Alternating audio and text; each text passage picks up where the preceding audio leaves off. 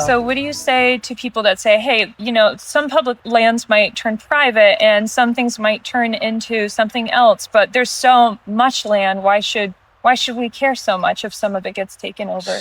It's never coming back, right? Yeah, it would never come back. And honestly, like as a taxpayer and as an American citizen, public lands are our lands, right? Mm-hmm. And before they were our lands, they belonged to the indigenous people, and we actually took their lands and appropriated their lands. So that, by even saying it's our land is, it feels a little bit of like cultural appropriation, like we came in and we dominated and took over, the indigenous people of this land. Yeah. And honestly, this land, it's hard for me to even call it United States or America.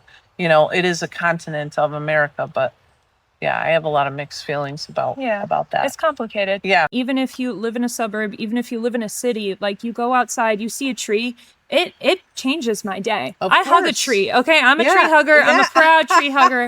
I'll always be a proud tree hugger. Yeah. And people might look at you crazy, but it really does. Yeah. It grounds you. Like there are scientific studies. You take off your shoes after an airplane ride and you ground yourself. Yeah. It is life-changing and it is so important for, I think, just the health your of spirituality, everybody. Your mental health.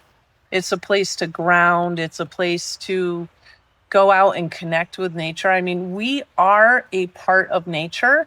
We are not separate from it. And I just read a phenomenal book called Braiding Sweetgrass. And she's an indigenous woman who talks about our relationship to nature and the reciprocity and the reverence for nature, and not looking at a tree as an it, but as almost like a human, but it's, because we're respecting, and it doesn't become a commodity anymore. Like, like our government looks at trees and thinks profit, right? But when you look at a tree and you think, oh, this beautiful tree, not calling it an it, but it has a life force just like we do. And it is proven that they grow even after they're cut down.